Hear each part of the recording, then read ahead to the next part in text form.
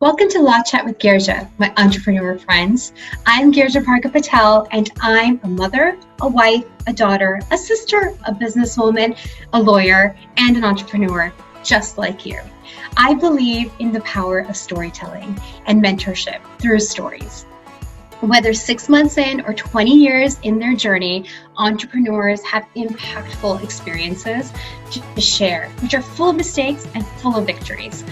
And my goal is to highlight those and to celebrate the diverse narratives and perspectives in the world of entrepreneurship, which inevitably provides motivation, encouragement, and inspiration to our community and to our own journey. So Law Chat's purpose is not just to share the expected conversations about their businesses and journey, but also I want to share and dive deep into their details. Get nosy, get personal, and learn from their pivotal journey and their mistakes, and also, again, their victories. So I'm here to use those moments to inspire and to motivate you on your own journey.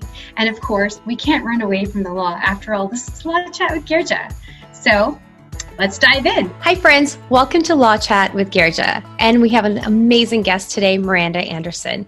Miranda is the founder of the Live Free company, and she is a speaker. She's an advocate for living freely with a decluttered life, but an intentional life.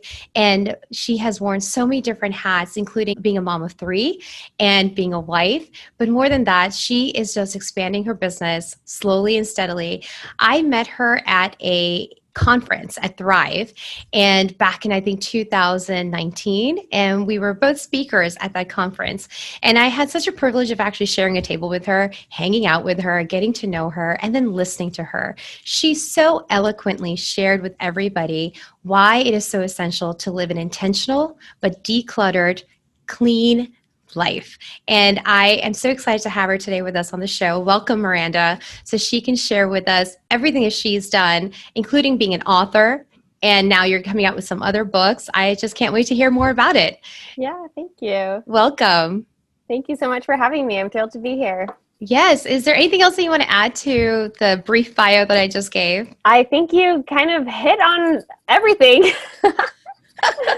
Yep. I run Live Free Creative Company, and that's kind of the umbrella for all of the different, I have some in-person events. I have a book, I have a podcast, and I do some online courses and speaking events, although not a lot of that this year, but but yeah. And I think I loved the slowly and steadily expanding. I think that is very true to like nothing about where I am right now has felt fast or overnight or immediate. I feel like it's one brick at a time to build this little business. So it's been yes, great. Exactly. And I think that is such a key. And every person that's come and spoken with me on Law Chat, that's such a key, because it is true. It is a one brick at a time. So tell me, where did your first brick start? Where did you start? Where did your ideas start flowing? Yeah. So I've been thinking a lot about this. And I promise I'm not going to like tell you my whole life story, but I really think that the foundation of the things that I'm doing and living and believing started by the way that I was raised. And I was joking with some friends the other day that I was so self-driven and sort of I'm one of 6 children. I have very highly motivated, highly educated, and very interesting parents. My dad owns a company. My mom was an artist. She was also a nurse. And they lived their own lives really fully. And the way that they did that also contributed to our sort of raising ourselves in some ways. I mean, that sounds like a negative thing, but it was actually a really positive thing, because I have so many memories of being a child and being sort of left to my own devices in a great way, that I could experiment. I got to explore. I would go like wander the neighborhood. I would explore in the kitchen. I taught myself how to use my mom's craft and art supplies and just like make stuff. And I never felt like, in a lot of ways, especially creatively, that my parents had an idea of the way that they thought I should do things.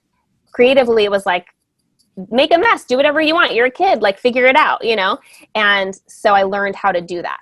And my kids are now a little bit older. My oldest is 11, my youngest is 6. And I think about the way that I'm parenting them and raising them and realize that a lot of my ideas around like they're going to be okay. It's okay for them to be bored. It's okay for them to like be messy, or sometimes when I feel like I'm trying to tighten the reins a little bit, and then I'm like, no, it's better to let people have that freedom. Freedom is sort of my core value. It's, as I look back, kind of the line that I see that traces through all of the things that I've chosen and all the things that I've done. So I think growing up with a high sense of freedom was really empowering. So I sort of set off on my path. I worked at a lot of different cool jobs throughout my young years, throughout my college years. I decided that I wanted to become a nurse like my mom because of the freedom that it allowed in lifestyle. I thought, this is a job where you can have kids, you can have hobbies, and you can work if you want. I got a nursing degree. She made it look easy. She really did. She worked nights, and I never really... I mean, I thought of her work as something that happened like in this invisible time because I was asleep when she was working, and I was at school when she was sleeping during the day. And so it was like an invisible job. And I was like, that's awesome to have a job that you actually never do. It's like what I kind of thought. So I went to nursing school, and I, at the same time, like concurrently started a blog back in 2006. Right when I got married. It was kind of the thing that everyone was doing, and we felt like, oh my gosh, this is how our friends are keeping up with each other. And it was like the early baby years of the internet. And it was a fun way to share what was going on with my young family, you know, just me and my husband at that point, when we traveled. And I found it to be a creative outlet for like my DIY projects and other sort of things that I was doing. So there came a point a little bit later when my nursing career, as I started having babies mostly, that I've realized that there wasn't as much freedom in working full-time as a nurse as I thought there was. Yeah. I wasn't really interested in working nights, and I wanted to be home with my kids, and I also wanted to make money, and I also wanted to do creative things, and like all of those pieces didn't fit very well. So I decided to take a year off from I decided to quit my nursing job and also take a year off from blogging, which had been a really fun hobby, but just everything felt overwhelming. And as I did that and created some space, I started to be able to tune back into what I really wanted. And I recognized that I could work as a blogger and have my income come through that, which also was a creative medium, and I got to do it at home. And so all of a sudden, like stopping everything for a minute gave me the perspective of like, oh, actually I can see where these things start to fit. And that meant not going back to work for someone else as a nurse. It meant starting my entrepreneurial journey, which was, you know, I'm going to build this ship and drive it myself. And that's kind of where all of that began. And what year was that when you started? In 2013 is when I stopped everything. And so 2014 is when I started my company and my business making money as a blogger. Rather than the blog being my hobby and like my side project, it became my main project and my income. Right. So just to rewind a little bit, 2006 is when you first started blogging. And I mean, I think like not even a lot of people knew what blogging was. I don't even know if I don't even know if that word was coined at that time. Or maybe it was, but it wasn't. Just barely, because it was a blogger, like Blogger was like or Blogspot, like those were the something URLs. like that. Yeah. So it was just kind of barely starting. So how did you have been doing it as like journaling, but I think that was around the time. It was kind of like the exact time that it started to be a little bit more mainstream, that like I remember having a blog roll on the side of my blog where they were just links to all my other friends' blogs. And it was kind of like there was a moment, maybe just a year or two, where like everyone who was in my age, my stage, who I like most of my good friends and things had blogs and were all experimenting with this sort of online sharing. Yeah. And it's so much fun because it was creative. It was definitely a creative outlet. It was something that wasn't really tapped into yet. So did you kind of just jump into it because other people are doing it and you're like, this is how we stay connected and let's just do it? Yeah, actually my husband started our blog spot. We had gotten married. I was in nursing school when we got married. And so the first summer break that we had, we decided just for an adventure and a young couple to move to Puerto Rico and manage a t-shirt shop. We had this opportunity come up and we were like, we can't say no to living for 4.5 months on an island, all our expenses paid, and also earning a little bit of money. And so once we got there, and it wasn't as easy to call. And I mean, it's so funny because this is not that long ago, and it feels like a million years ago because like now you go to Puerto Rico and you just call someone on your phone and you like FaceTime them and it's no big deal. But like 15 years ago, you didn't move to Puerto Rico and easily call people. Like it was like calling with a collect or a payphone or like it was just tricky. Like you had to use an international plan and you paid for text messages. I mean, it was like, it was crazy. Was different. And it's just so funny that feels like it was so long ago and it really wasn't that long ago. So, but the internet was free and we didn't want to email people. That just felt like a lot of emailing. And we were like, we can put so my husband was like, we can put one post up that has all of like what we did that week and pictures from our trip and everyone can see it in one place. Like we don't go to everyone. They all come to us. That was kind of the idea. Yeah. So in Miranda Blogspot, and we started so our first like 5 or 10 posts are from living in Puerto Rico. And I guess I should also say I've always been a journaler. Like I was handed a journal when I sat down to my first day of 3rd grade, and it was called Morning Pages that we had to do every single day starting in 3rd grade. That habit really stuck with me. So I wrote in a journal almost daily for almost my entire life. Like I still write in a journal, not every single day, but so I think writing and journaling and sharing and teaching, like that has always just been a part of me since I was very young. And so it didn't feel awkward or different to sit down and write about what I was up to and share that with people because I had been doing that for a long time anyway, just in a journal format for myself. So it all was sort of organic. That is so neat that you were in Puerto Rico. I think it just takes so much guts to just pick up and go to a different country. But again, you know, like how you said, it was just you and your husband at that time. And so what did you learn from that experience? One, from just picking up and going, but then also just living life. Because I know, you know, I truly feel that your company's name is Live Free Creative. Yeah. And it's like you embody that also. So what was it like to just literally pick up and live freely in Puerto Rico? It was amazing. I mean, there were some logistical hiccups here and there. Like it was a little bit tricky because we weren't familiar with the area and it wasn't the same food. And I speak Spanish fluently and I did at that time, but my husband didn't. And so even though there's a lot of English speaking, it was a lot easier to communicate generally in a different language, you know, in Spanish, which was easier for me again, but not my husband. It was so amazing though, because every single day we like did something new or learned something new or found something new. And I think that we were able to feel like, I mean, we were gone for several months, but not like several years. And so we were able to feel like tourists and enjoy all of the perks of like feeling like we were on vacation, even though we were going to work.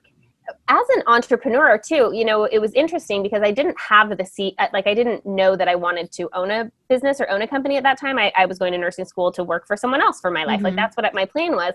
And while we managed this t-shirt shop, the owner actually was in Alaska. She had multiple t-shirt shops around the country.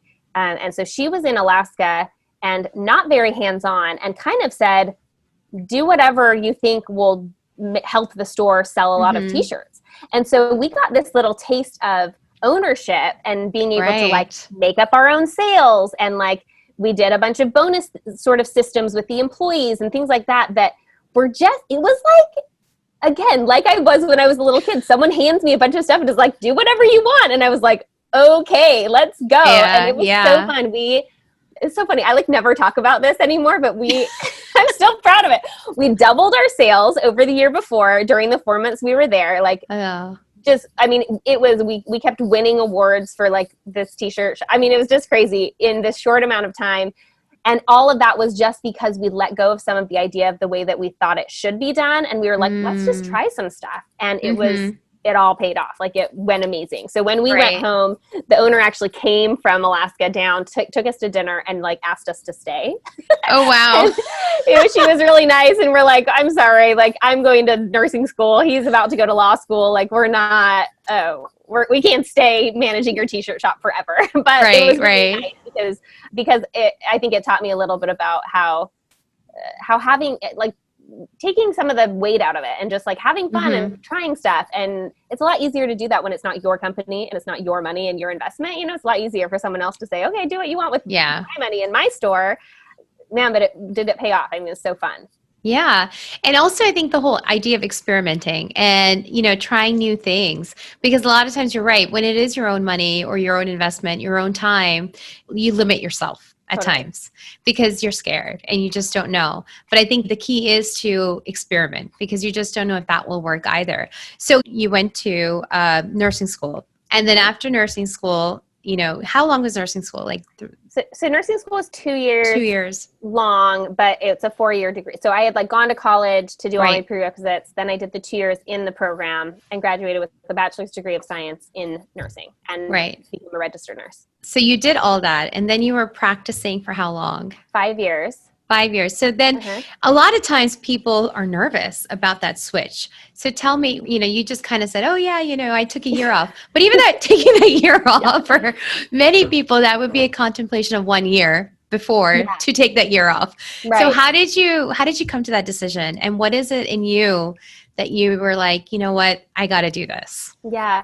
So of course it was a convergence of a couple things. So I worked full time. I loved my job. I worked as a diabetes educator, outpatient. And so most of my job was teaching. And I think I point back to that.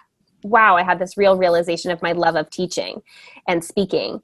And so I did that for a couple years. And then my first son was born and I decided to go back part-time after he was born. And so I went back 3 days a week.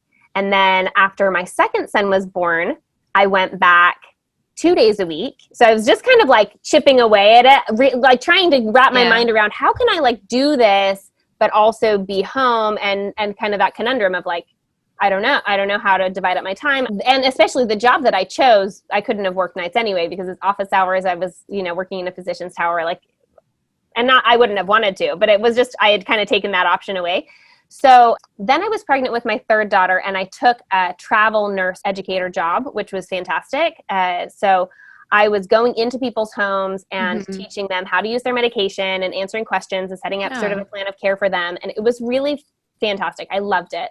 I did that in Washington, D.C., where we lived and where my husband went to school. And then when we moved to Texas, I did that. And then my daughter was born. She was little. And I kept thinking this is such a flexible job because I can say yes or no to any appointment. I can and what happened was that I really loved working and I liked earning money and I had a hard time saying no. So I ended up working almost more than full time in this job. They didn't have any baseline requirement. I could have just said no and worked, 5 or 10 appointments a week. And instead I was really booking my calendar just because it was hard for me to say no. And I just came to a point where I realized that it was easier for me to just say no to all of the appointments and just stop working as a nurse completely than it was to say no to some of them. It was hard to be part way. I needed to be able to be all in and just do it and do it really well, or just say, you know what? And actually, so this is funny. This is a trip down memory lane for me. I don't think about all these things. But actually the very final appointment that I did, and this is kind of funny.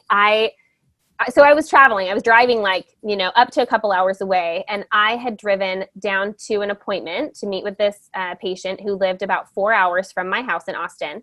And I had this great old hatchback that I had been driving since before I got married. And it was such a great car. Loved it. Drove it down there.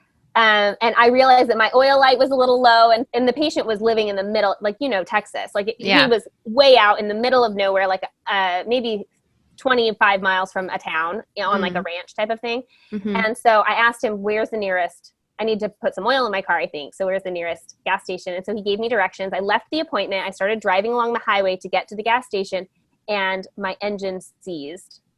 The car stopped. And it would not go again.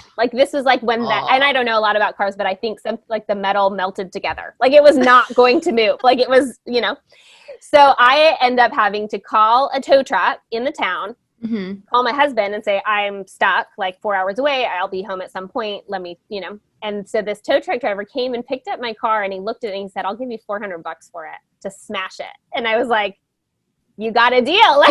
Okay, it's not going to run anymore. So I sell him my car, he actually ends up driving me an hour closer. My husband meets me, picks me up. I no longer have a car. This was like how I was getting around driving. My 6-month-old is in the car with my husband and the 2-year-old and the 4-year-old. Oh my goodness. And we drive home. And on that drive home, I think we were like, I think that we can be done with this, like driving around the state, leaving the baby and, I think that was probably the last appointment. Like, that's probably good. So, and I was at the time, I had taken a break from my blog as well because I wanted to have another baby and it was moving. And so I was just like, no, we're just going to stop everything for a while. And so I stopped that job. I said, thank you so much. This has been fantastic. And it's not going to work for me anymore. And I hadn't been blogging for a little while. And so then I had like maybe 6 whole months that I was just a stay-at-home mom. And I don't say just in a negative way. I mean, it was like the most wonderful, relieving, and empowering. It was so fun. And around 5 or 6 months, I was like, okay, like I am built for something more than that. For you. I mean, I love being with them and I love raising my kids. They're fantastic. And I am just hardwired to have something that is my own pursuit and also to make money. Like, I really like making money and helping support my family in that way. And so I was like, okay, I'm ready. Like, let's figure it out. What's it going to be? And the most obvious thing was what I already knew how to do, which was to blog. Right. And so then 2013 is when you started that blog. And was it called Live Free Miranda at that time?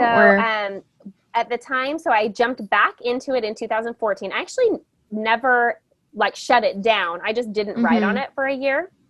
So this blog was 6 or 7 years old and it had pretty good traffic. I mean, I had organically built this community of people who were used to hearing from me regularly. And then I took a pause and I wrote, like, I'm not going to write for a year. I'm having a baby. I'm moving. I'm just going to take a step back.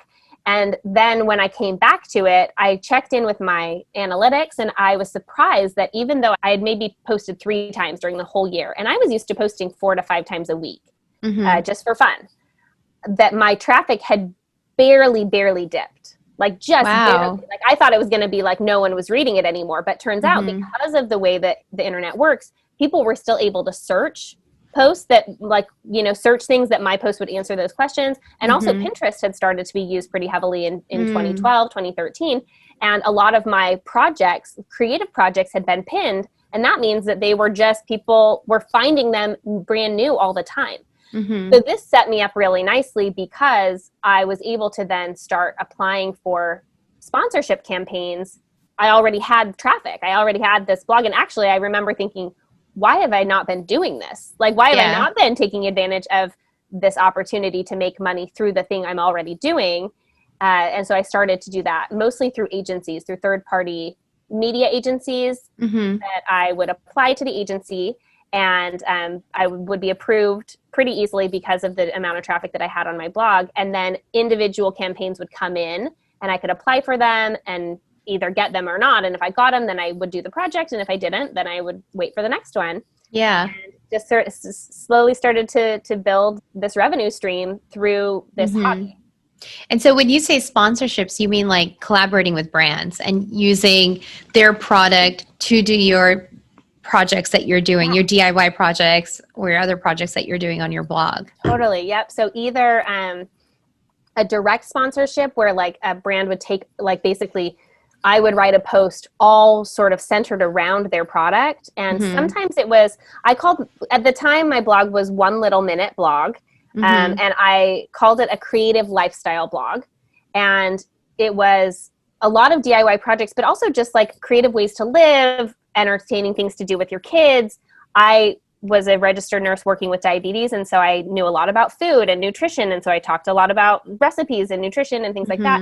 And so lots of different sponsorships could land in that. I remember doing sponsorships about healthy granola snacks for after school with your kids. And the post was all about, ways to wind down after school and picnics and tons of DIY projects working with fabric companies or with, different types of materials that, like leather. I worked with a couple leather companies that sent me leather and would pay me to create something with it and then post about it. And it really ends up being kind of a win-win-win relationship. I'm doing the fun project and being paid. The company is having someone else's story and someone else's voice promoting their product. And then all of the readers get to come and enjoy all of it for free. Right. I hate to interrupt this awesome conversation, but I have to stop and talk with you about the number one thing I'm asked about by entrepreneurs: contracts. They're vital to any business relationship and to protect your business. But I also know that entrepreneurs, especially when you're starting up, money is tight. But I would never want you to compromise on a strong legal foundation. So enter yourcontractbuddy.com, a website created by me with contract templates created and drafted by me and fellow industry partners. They're ready to use and easy to plug in immediately. And they are not restricted to any specific state. So yourcontractbuddy.com is sponsoring this episode, and you and your listener can get 10% off right now with code LAWCHAT. Yes, you heard me right. 10% off right now with code LAWCHAT. And now, back to our awesome conversation. And I think it's so interesting, and also a very valuable thing is like everything that you've had in your life has helped you have that voice today. And it has influenced your voice today as well. You know, just the mere fact of you used to be a nurse and you used to have that specialty in diabetes. Now you can also spin that into your current business in a different light. And I think that's really interesting because a lot of times as entrepreneurs, we might feel like, oh gosh, we wasted those years away, or gosh, we just might, you know, even that 1 year or the 6 years or whatever. And it's kind of like, no, actually you'll gain skills during that time that you didn't realize would be helpful to you later on in life. Maybe not in the same way, but they're still helpful. So yeah, it's so true. I love that perspective. I even think about that with all of the little jobs that I had. I have a segment on my podcast called Odd Jobs, because I go through and talk about a job that I had, these random jobs that I had growing up, and how I learned, like the things that I learned from them that I still use today. Like it's so interesting because I really think it's true that all of the experiences that we have, good and bad, contribute to our ability to see things through a clear perspective and to know skills and to know people. And I mean, there's so many things. And it definitely feels better looking back on our lives and feeling like it was all worthwhile than it does looking back and thinking, oh man, what a waste, you know? Yeah. But, you know, I think that perspective is also sometimes you have to train your mind to think that way. Like you're not built that way as well. Totally. But tell me though, so I know that, you know, how did you get into the live free creative lifestyle and, you know, promoting that? So what were certain things that triggered those changes in your brand and in your company? Yeah, I love that question. So you'll see all of these things start to kind of link together. So around the same time that I had my baby, we moved across the country, we built this home, I had 3 kids, I was working, I was, you know, doing a blog, I was trying to start building a business. And I realized that one of my the first sort of biggest shifts that I remember in my mindset was that there was a day that I put my kids down for nap time, and I had been so excited about all of the plans that I had while they were sleeping. I was going to do some stuff. Like I had this list of things I wanted to accomplish. And I put them all down, and I went and sat on the couch, and I was like, I am out of energy. Yeah. Like I have 3 hours right now that are totally empty. So the time is there, but I like physically, emotionally, I don't have the energy right now to go do any of the things that I wanted to do. And it was maybe the first time that I realized I had been fairly good at budgeting my time and managing my time, but I was not at all good at managing my energy and thinking about my energy as a resource. And like, what could I do to preserve my energy and to help me so that when I did have time, that I also felt energized and that I had some motivation and that I felt good. And so I started to explore that, and I realized some of the things that were really draining my energy were making tons of decisions that had no bearing on my fulfillment or happiness as a human. I was making way too many decisions. I was also dealing with a lot more things, clutter and just like extra stuff around the house. I was cleaning up a lot, stuff that we weren't even really using. And I kept feeling like, gosh, I keep bumping into all of these belongings that are not adding value to my life. And the same thing with like plans. Meal planning was something that was such a sticking point that I was like, oh, I have all these kids and myself in my head. Like, why do we all have to eat every single day? Like, could we just take a break from eating for like a week and just, you know, Can we pause on that for just Yes. 1 second? Did you feel like you made a gajillion like dishes and meals during this entire quarantine? Well, that and just driving through and eating so much fast food because I'm like, no, I'm not going to do it. I'm done. I'm going to Grubhub another thing. Like, no. I do not want to cook anymore. I'm done. We all made our sourdough bread and now we're kind of over it, right? Like, sorry, go back to what you were saying. It's so true. The meal plans. The funny thing though is that like even like quarantine, we've only been eating 3 meals a day, just like most of it, like just like normal life. Like it's not like we are eating any more. It's just that we are so much more aware of the need to like do it, and it's just like, oh, here it is, a time to eat again. So I started experimenting, and that's just going to be like my buzzword for this whole thing, like experimenting with how can I eliminate some of this unnecessary decision-making, unnecessary stuff, unnecessary planning. And I started to just really minimize things. And so the first thing that I did was to start a capsule wardrobe. And I had read about it on the internet. I had met a girl at a conference in Texas who her whole blog was about like living with a capsule wardrobe. And I was like, I'm going to do this. So I took everything out of my closet. She had recommended to try to stick to about 40 items total, but not including jackets and exercise and underwear, but it was like including shoes, tops, bottoms, dresses. Oh, wow. And so I took everything out. I tried it all on. And this is me 6 months post third baby. And so I'm like, I have clothes in my closet that I've had since college and high school that I like, don't really like. It doesn't really fit. I don't like, why is it still here? I like felt bad for it and I didn't want to get rid of it, So I started realizing that all of this extra stuff was causing more damage for me than it was benefit. And I started becoming a little bit ruthless about like, if it is not serving a purpose and helping me feel my best right now, it's got to go. So I built a capsule wardrobe that I loved. I still operate with a capsule wardrobe, or I guess you call it an edited wardrobe. I don't stick to a number now, but I only shop twice a year now. It's fantastic. I started doing the same thing with my meal planning. I created what I call a minimal meal plan, and I have shared about it on my podcast. I even have an online course where people are like, I don't really know how to get started with this. It has worksheets and lessons and includes a nutrition component, but it's basically choosing the meals that your family likes to eat and then just eating those and repeating them rather than coming up with 30 different dinners during a month. Choose 7 or 8 that you love and just repeat them, just rotate them. When I started doing this, I had a lot of friends and people say, oh my gosh, doesn't your family get so sick of the meals that you're like eating over and over? And I remember from our very first meal plan, we changed it about every 6 months or so. My very first meal plan, I had each of my kids choose their own favorite dinner. And my oldest chose spaghetti and meatballs, and he like loved it. I am not kidding. Every single Monday night for like a year and a half, we had spaghetti and meatballs, and my son would remember that it was Monday. He'd be like, I'm hungry. What are we having for? Oh, it's Monday. It's meatball day. He was like so excited every single week. Like the excitement never died because kids love repeating their favorite meals. We all thrive with routine and it became so anyway. So we still, long story short, we still operate on a minimal meal plan. And actually I just started homeschooling this year, and I realized about halfway through the summer that like we weren't going to go back to school. Like this year was just going to be totally wild.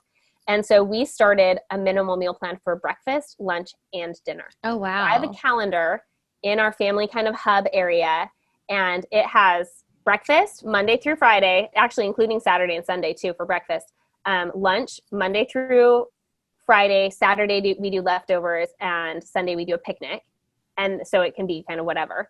And then we have our meal plan, like our dinner meal plan. And so I cannot tell you, it's like today we finished up our lesson for school, and I was like, what's for lunch today? Someone go check the calendar. And they went over and looked at the calendar, and they're like, chicken nuggets and broccoli. And I'm like, amazing. Like, okay, get it out. Like, and then they can start cooking it themselves.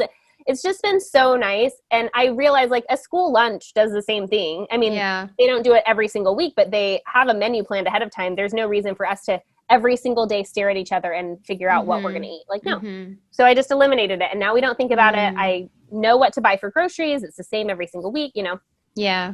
Anyway, so just... Yeah, that's so true, though. The meal plan in and of itself, the simplicity of it. I remember growing up, And I remember my mom, there were certain days that were just like that meal was being made. And that was actually, I looked forward to it because it was one of my favorite things to eat.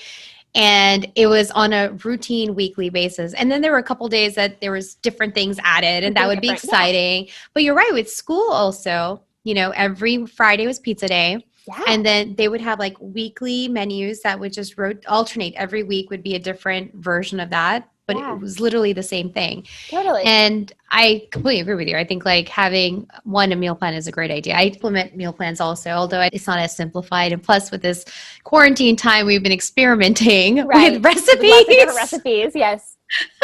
Yeah. But yeah, I think it's so important because I think as a working parent who is managing the home and the kids, and then also, you know, having to manage the food and everything, it's really important to have things laid out and planned out. And simplifying your life is key. So tell me, how other ways have you simplified life? And you're teaching that as well.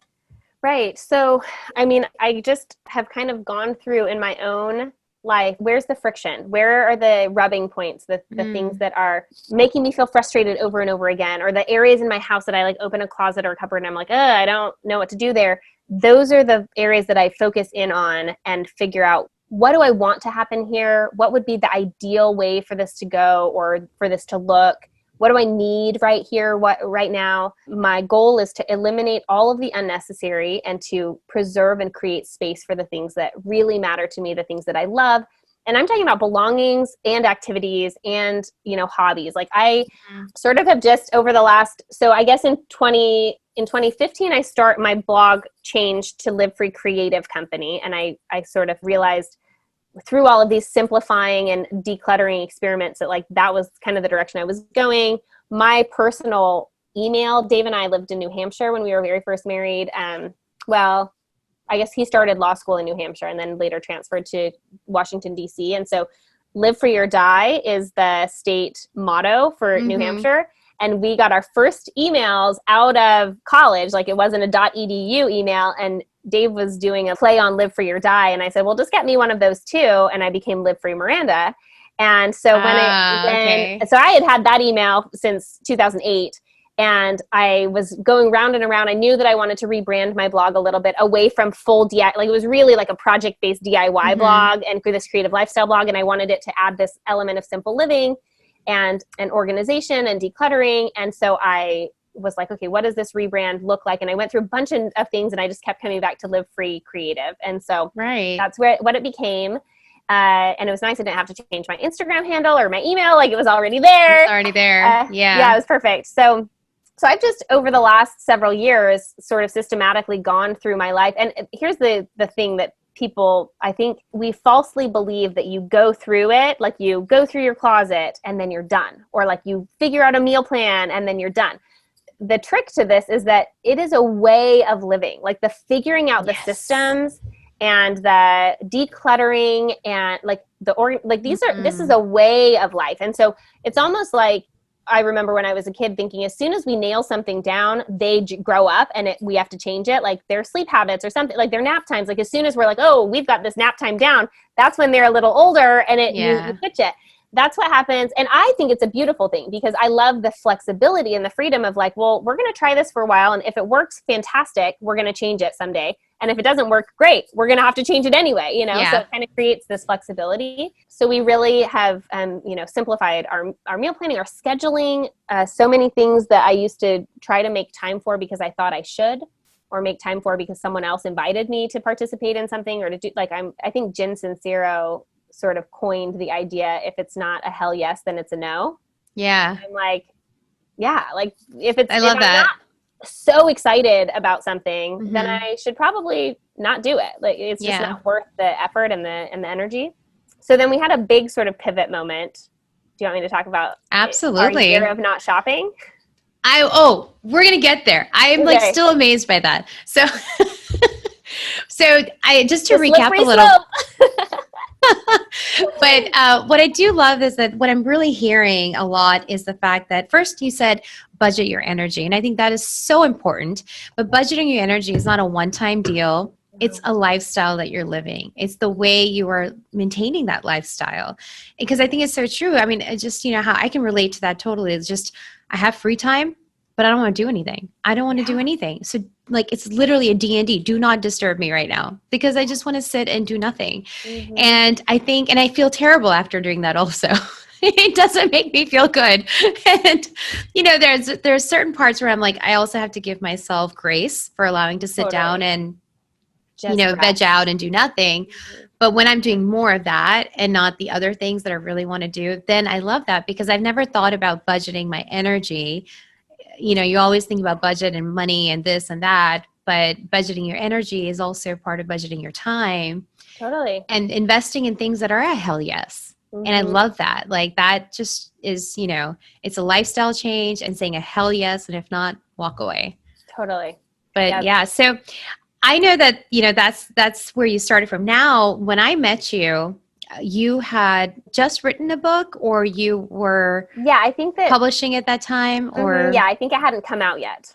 Yeah. It's like I think it was 2018, right? Because my book came out in the summer of 2019. So it might have been early 2019 or 2018. I don't remember. Thrive. Yeah. Well, you had written a book. And then that was also, I was like, oh, there I go. I have an author and a podcaster sitting next to me. How cool am I? And so I know that you wrote a book called More Than Enough. And tell us about it. And tell us the journey that led you to this book writing and, sharing it with everybody.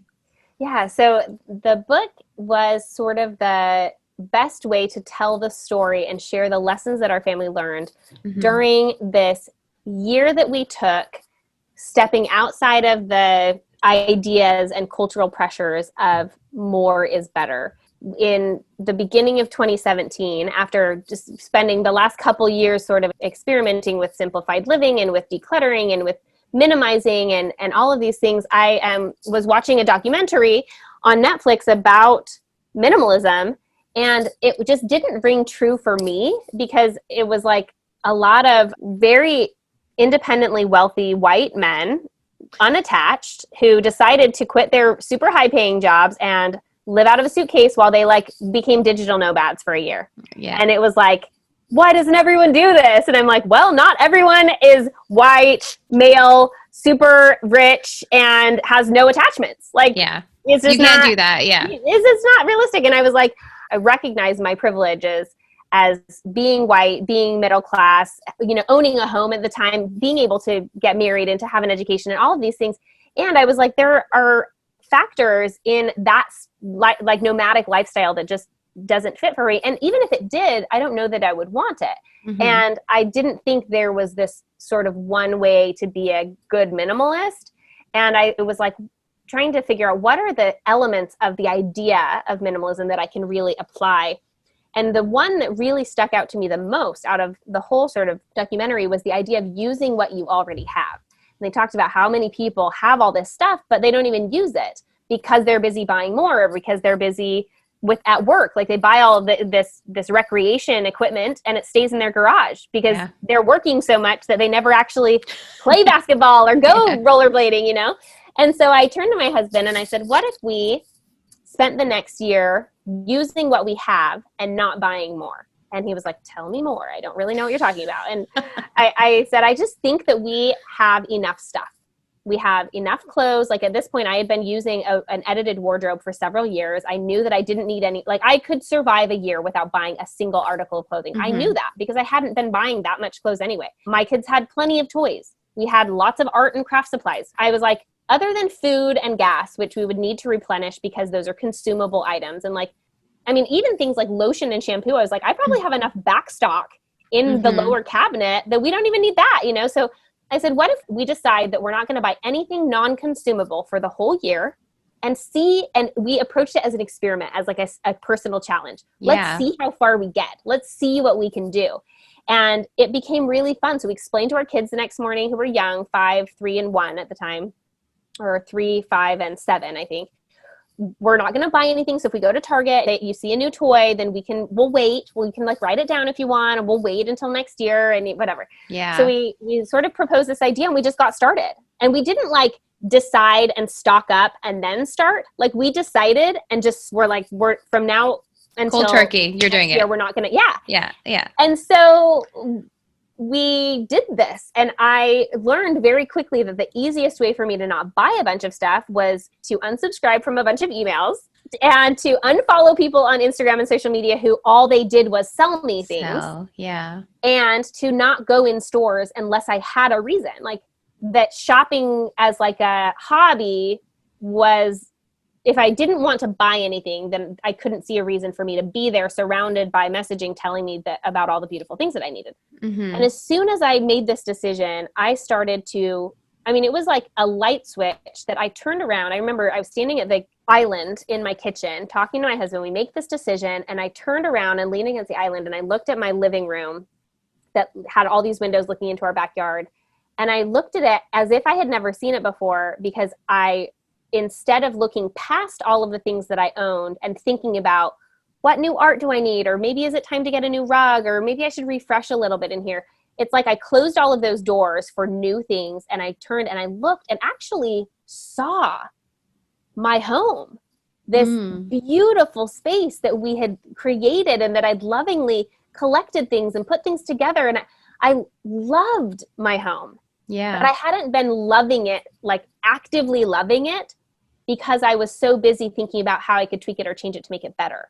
And I started to notice that about everything. Like I got dressed every day feeling like, gosh, I really like my clothes, and I'm really happy with my car, and ability to sort of reflect back this abundance mindset. And then there were things where I would, as we're going through things, realize like, I love all of this stuff, and I don't really love all of this stuff, and I don't need all that stuff. So let's just get it out and get rid of it. We started to like sort of systematically get rid of things that we weren't using. And at the same time, we had stopped the inflow. So here's the problem that I'm finding, that a lot of people who want to declutter their homes, they go in and they take all that stuff out that they don't want, but they don't do anything about the in.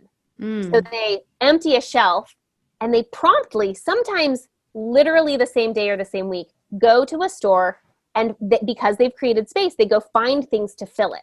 Right. And then all they have is clutter again. And so by stopping the in and continuing the outflow, we were able to just have all these amazing realizations about what we actually needed and loved, what amount of space as a family we actually took up and took advantage of, how we wanted to spend all of our free time now that we weren't shopping, like take away shopping. Yeah. We had online. I was like, I can read 1 million books. I can go on 17 hikes a week. We like had so much time, so much energy, so much money left over because just hundreds of dollars that we weren't spending on random stuff. Right. Stayed in our bank account, and we were able to start using that for more family adventures and more time together. And it was just this really transformative, pivotal experience. And I finished, and I was blogging about it. So I shared about it like in real time. And then we finished the year, and I did this big post about it. And I had so much response to this sort of like, we did it. Here's where we landed. This is what happened.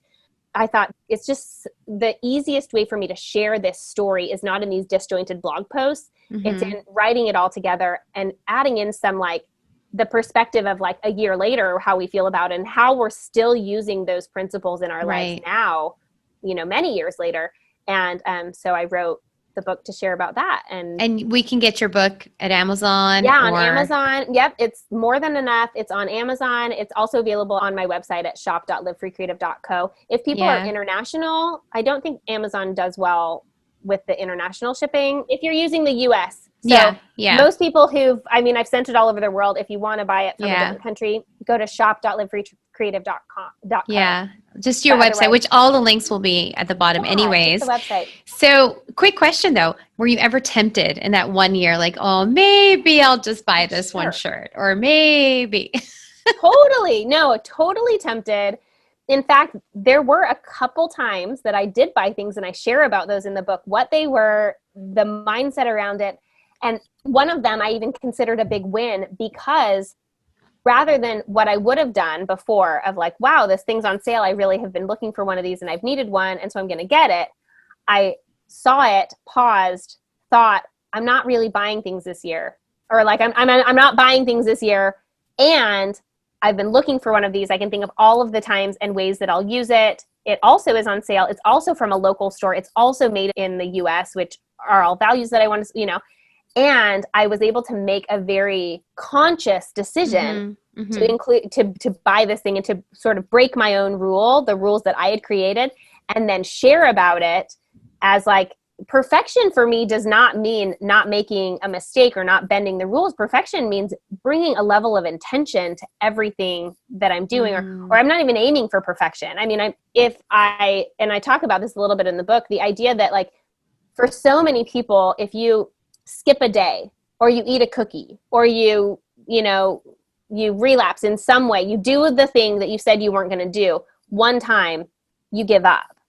For so many people, it's like, oh, well, then the project's over because I bought something or because I ate something outside of my diet or whatever. And I just don't subscribe to the all or nothing. I feel like you can eat a cookie while you're on a diet and continue to go on and have a really successful, healthful, process. And you can make decisions that are outside of your normal decisions and still believe in your normal decisions, And so I mean, in some ways it was a good example of me being able to talk about that and explain that mindset around like, it's okay to have an and situation, you know?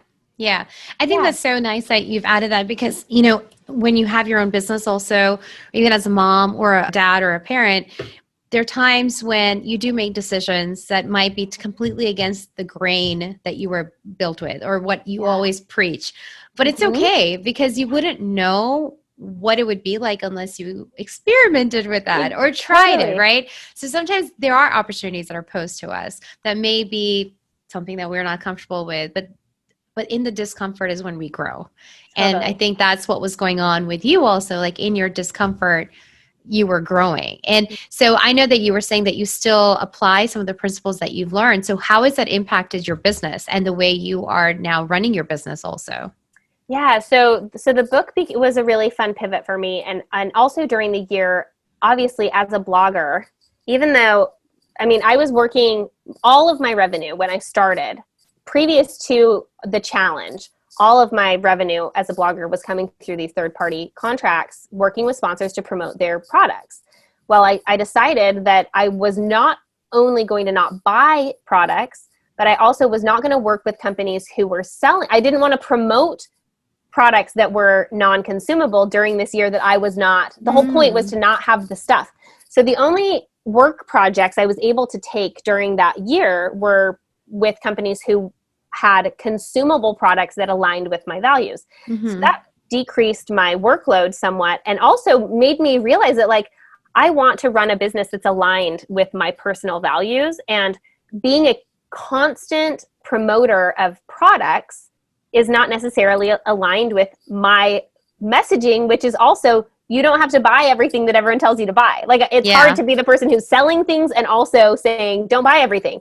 And I mean, that's a line that I'm still walking because I do still work with companies, not as often as I did before, but I realize when I mean, it's really only when it's very, very well aligned. And so the book became sort of like, this is a beginning of being able to have ownership, not have my company be primarily selling third-party products, but also selling my own book, which is my message of simplified living. And I started teaching online courses and hosting in-person events, which are all focused around the idea of creating space for women to have more of what matters most to them. So my online course I just run a couple times a year called Live Free from Clutter is a 5-week guided intentional living course that walks people who, it's made for people who read the book and who listen to my podcast regularly and are like, okay, I want to do this, but help me, hold my hand, walk me through it. And so we go through in 5 weeks, 5 different principles of intentional living, and you come out the other end really like people who do it, who really do it, emerged quite changed. And it's really fun. So I'm in the middle of one of those right now. I also teach a course about the 7 days, 7 dinners, the simplified meal planning. And these in-person events that I hold are deep work retreats for women entrepreneurs really, who writers and people who they need the space to get their real deep work done. Like there's things you can do on the go and with your kids around and, but like something like writing a book, for example, and this is where I sort of realized this, that in order for me to actually write a book as a mom of 3 working from home, I couldn't write it at home. I couldn't. Some writers do, but I couldn't. So I started taking time away, and I did a couple weekend trips on my own. I just booked a cabin in Joshua Tree for a weekend and went by myself and just spent the whole weekend really immersed in the story that I was telling. And then I was able to kind of edit at home for a while. And then I did another like weekend trip. That one I actually went with a friend who's a writer. We stayed at a great hotel, and we just spent 4 days just like deep in our own books, and then emerging to talk about them and to bounce ideas off each other and then go back into it. And I was able to get so much focus work done. And there's a lot of research around this. Cal Newport has a great book called Deep Work, if you haven't read it. But I was like, I'd go to a lot of conferences, and I love going to conferences for the community and the camaraderie, and like Thrive is so fun to be there. You go there though, and you spend the whole day learning, and then you go back home or back to your office and realize that you just have more to do now. And you just took a day away, but you didn't get any work done. You just learned a lot. So I've created this space for women to gather. And I mean, those are aspects of my business. I mean, for many years, I was a blogger, and I was a great blogger. And now I'm a blogger and an author and a speaker and a podcast host and an event host and an online course instructor. And I think that I was able to diversify my business so that in all of the touchstones, hopefully people are able to feel inspired to live their lives a little bit more freely, to live a little bit more simply, and to really start to tune into what matters to them and tune out what everyone else says they should do or says they should own. And then I create the pathways for people who want to actually have, want a weekend trip to go to get their work done, or want a course to kind of walk them through the process of decluttering it and becoming more intentional. I've tried to create some pathways for those. Yeah, it's really cool actually, because it's like almost like a full circle that you've taken from where your childhood started, and the influence of your parents in your childhood also allowing you to live a free life and a creative life. And now you're trying to pass that on to other women who are probably struggling with that a lot, because I know that is a huge struggle, right? As a woman, as a mom, as a businesswoman, and then all these other hats that you're wearing, it's a struggle. It's not easy all the time. And guilt can be one of the worst things, the bane of someone's existence also. But, encouraging women through your different avenues, I think is great, because sometimes people just don't know where to go. And providing that, knowing that you walked that journey, knowing that you faced those challenges of time and finding time to even do some of the stuff that is really important to you. That's incredible that you're offering that and you're showing others how to do that as well. And I find that I'm like, I kind of want to go into your deep work retreat. I want to go into that too, because there's like, literally, I'm always like, I need a retreat just for myself. Seriously? Like, I just want to go and sit in a hotel and just work on my business. So true. Well, and you know what's so fascinating about it? Like, the synergistic energy of that is just beyond. Like, the last one that I hosted, I participate, like I go and I host it, but I also get time to work on my own things. And I went thinking, I'm going to write an outline for this course that I have now launched.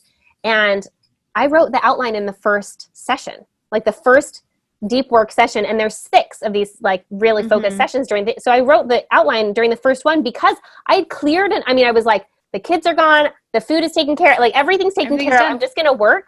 And I was like, well, that's what I wanted to do the whole weekend. And I've done it on the first morning. And I went on to create the fleshed out, like I left my deep work retreat. It's called Live Free Creative Camp. I left the first creative camp.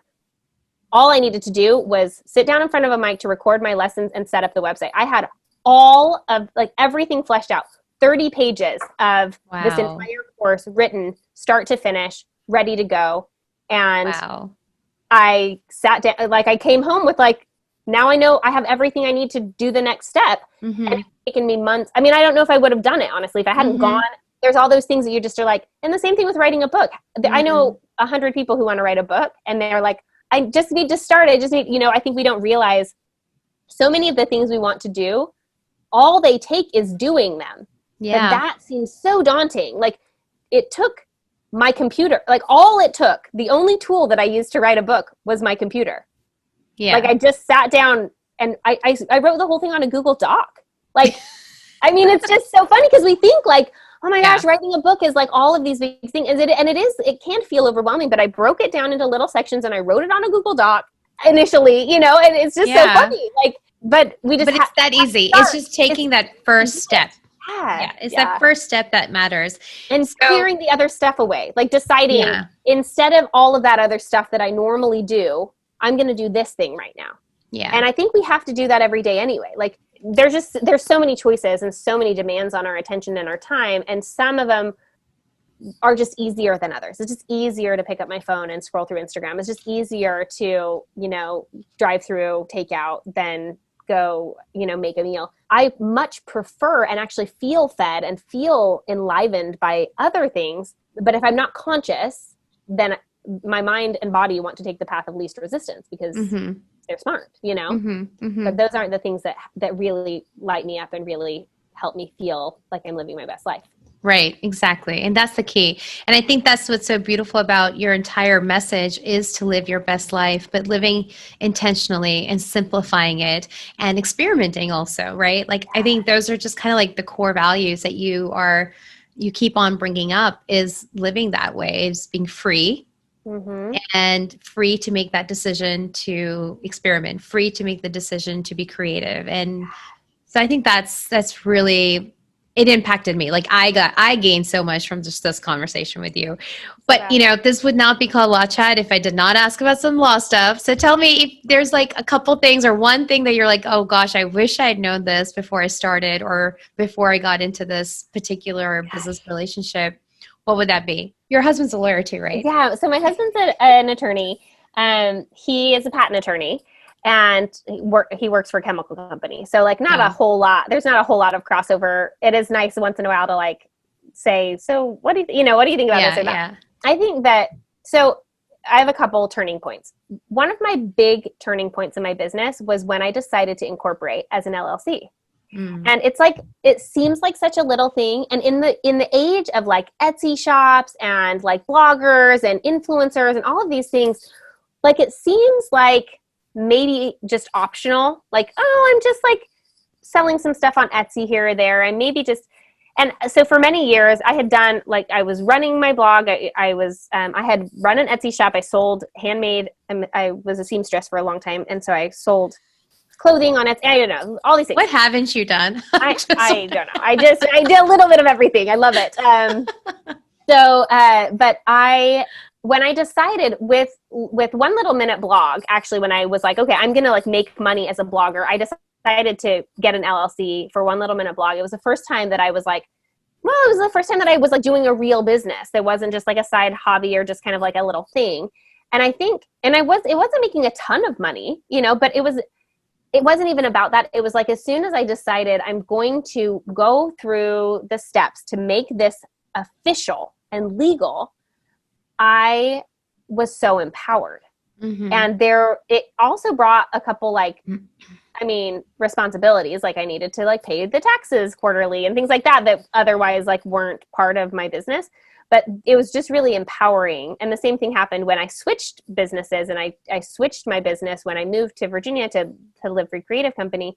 And just like making it official and investing in my business that way, investing in myself that way, I think I underestimated. And I think a lot of, especially like beginner entrepreneurs, might underestimate the power that they feel when they make things legitimate and make things legal. Yeah. That was really awesome. I've had a couple interesting things, like tricky things. I mentioned in an email to you that way back, I was selling t-shirts at one point and had a copycat shop show up on Etsy just ripped off my design and just started selling t-shirts and promoting them. And not only like that, but it was also like the way that we were styling the pictures and things like that. And so I reached out to her and with a cease and desist.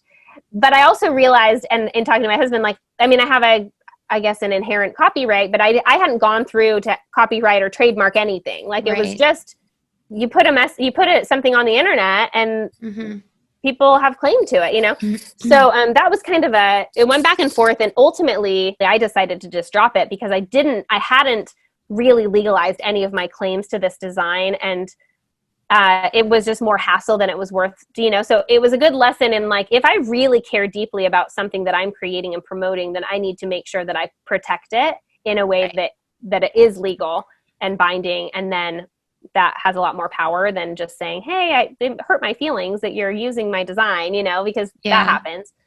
Yeah. So, I mean, that's kind of one of my big run-ins and lessons was like, if you really care a lot, then do something about it. Yeah. Yeah, I totally agree with you. I think a lot of times we underestimate the legal aspect of a business. Even the financial aspect of a business, we'll underestimate those, but those are so important to build a solid foundation for your business. Yeah. And, that's also, I think, a pivotal point from turning a hobby into a business as well, is when you start taking action steps towards in your own brain to make it more legitimate and solid. So yes. And I mean, there's some investment in that, and I think it's worthwhile. It's like, I think that's the piece where you're like, I don't know, I guess it separates your small dreams from your big dreams, because even like as a patent attorney, my husband will have people, I mean, often friends from high school and stuff, he'll say, okay, Dave's a patent attorney. I have this idea.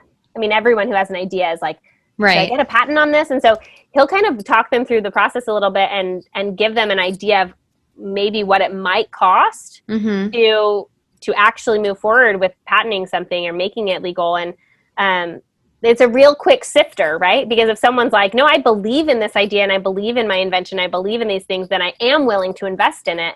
And then people are like, it was kind of a fun idea, but they're not willing to invest in it. And I think that is good for me too, with my own ideas, like, what am I willing to invest in? What do I actually care so much about that I'm going to make them binding and I'm going to like really take them seriously? Because the energy, like even just the energy and the belief that I put in my own business, my own systems, my own contracts that I really take the time to like make solid, that energy I feel like comes back to me. Like if something becomes really binding and I care so much about it that I really invest in it, then I feel like it expands in ways that it wouldn't otherwise.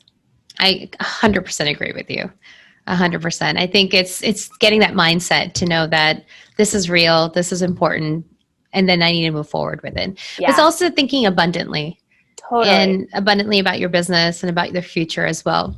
So before I get into my fun fact round, I want to quickly ask you, what is something that anchors you? When you do face challenges, we all will face challenges. We'll face the dark days as well. So what anchors you during that and helps you come back and, put you back on your feet? Yeah. So I think one of the things that anchors me is just the ability to, I am a religious person. I'm a spiritual person. I have a deep belief in our inherent value. And I think that comes from, an idea and a belief that there is a higher power who cares about us and loves us and has that we're connected to this power, to her, him, in this important way. And my belief is that there are seeds of godhood inside of me. And I think that that's something that no matter what is happening in my life, no matter what I achieve or don't achieve, on those down days, I definitely feel the down. I mean, I feel the like, gosh, I'm lonely and I'm sad and I'm frustrated. And I feel like I wish more people would tell me how cool I am because like I could use a little validation, And when all of those, I like allow those feelings and I let them settle. And when I get quiet, and I think what really helps me with this is like creating space for my own meditation and my own stillness. It's in that stillness and in that sort of stopping my own thoughts, pausing the thoughts that I think other people are having or not having that I would like, and just allowing myself to sink deep into this familiar feeling of inherent goodness and inherent enoughness. And that idea that like, I am enough no matter what. If things are bad, if things are good, if I am, outwardly successful, if I make terrible choices that hurt people, I'm still okay. Like I'm still inherently good and inherently enough. There may be problems I have to solve. There may be things that I have to recover. But at the end of the day, like the things that I do say don't actually take away or add to my inherent worthiness as a human. And I believe that about myself. And I believe that about every other person as well. And I think that that is a really powerful anchor and a powerful connection. I love that. It truly is. I think it's so important to have an anchor, whatever somebody may call that anchor or believe that anchor to be. But I think we all need one. And that really helps us move along and move forward. Yeah. So thank you for sharing that. I appreciate it. Yeah. So tell us some fun facts. So what is your favorite book? So aside from yours. Well, I love my book, which is actually kind of fun that I do love my book. Yeah, it should. And my favorite nonfiction book is called Essentialism. Fantastic, and I highly recommend it to everyone. My favorite fiction book is called The School of Essential Ingredients, which is funny. I actually never thought, well, right now I didn't realize that they both have the word essential in them. Yeah. But The School of Essential Ingredients is a really fun, beautiful, fictional tale about a cooking school. And I love the characters. I love the food description. Like, I love food and I love the food descriptions, and it's really fun. Nice. So what is your favorite business tools or resources? Oh my gosh, I have so many favorite business tools. Maybe I just have to shout this out. The platform that I've been teaching my courses on is called Teachery. And it's not something that I had seen before, and I was doing some research, and I just really love it. I love the way that it's set up. I love the access to it. So that's been really fun. As I've ventured this year, 2020 has been my first year of teaching online courses, and I've been really thrilled with that. So that's been a fun platform for me. Oh, nice. Okay. Yeah. And I know other people use, or maybe it is, there's something called Teachable. Okay. Yeah. Okay. It's Teachable. Teachable. And that's, so there's Teachable, there's Kajabi, there's there's like 1,000. Teachery was the one that I hadn't really heard of, and I started looking into it, and I was like, this actually is like such a great tool. So yeah, I think I have a discount code too. Anyway, if people want to look into it, they can email me and I'll send them a code. Awesome. And so what's your favorite holiday or season? Oh, my favorite season is, it's always the next one. So right now my favorite season is fall. I'm like feeling so cozy. I love it so much. My orange. Yeah, it's just like when I started like being able to wear sweaters again and like not have to. Yeah. I love it. I love. Okay, so holiday. Let me think. Thanksgiving is one of my favorite holidays, but I don't love a traditional Thanksgiving. One of my favorite things about Thanksgiving that my family, my husband and my kids and I have decided to do is have non-traditional Thanksgivings be our tradition. So we have had Thanksgiving. Last year we made a Native American feast, and we learned all about Native American. Like, we live in Richmond, Virginia, which is close to Jamestown and close to where, Thanksgiving happened. And so we learned about Native recipes, and we made like this clam stew, and we broiled a lobster, and we made blue corn pudding, and just like did this Native American feast for our Thanksgiving last year. And a couple years ago we went on we hiked to the top of a mountain. We like picnicked our Thanksgiving. I actually ordered most of it from like a local barbecue place, like, smoked turkey and whatever. Yeah. We packed it all up into a backpack, and we went on this 1.5-hour hike and did a big picnic at the top of the mountain and let the kids run around. And it was so fun. And we've had Thanksgiving on the beach. We've had Thanksgiving in a guacamole restaurant. Like what a great idea. It's been so fun. Yeah. We have not lived near our family since we had kids, and I think if we lived closer to our family, it'd be maybe feel harder to do that, but I'd probably want to still do it like the week before or something. Yeah, It's been really fun to explore this very traditional holiday in lots of different ways. Right. That's one of my favorites. That's actually really exciting, just to have that. Oh, we're going to do it this way though. So and you just take all of the what a great idea. All of the shoulds. I feel like there's so many shoulds around the holiday season. I'm like, no, just do what works for you. Do what you love. Do what your family wants to do. So that's what we've done. It's been great. Yeah. I like that. Well, we've had such a great conversation, but I'm sure others would love to hear from you more and kind of like maybe look into your book and the courses that you're teaching. So where can everyone find you? So my home base is livefreecreative.co. And from there, you can go to the shop that has the book, and my courses are on there. My podcast is linked on there as well. I release a podcast every Thursday morning at 6 a.m. Eastern. It's called Live Free Creative. and it's available everywhere. It's been such a fun, we just in September celebrated 2 years, and it's been such a fun project. And on Instagram, I'm Live Free Miranda, so I hang out on there as well.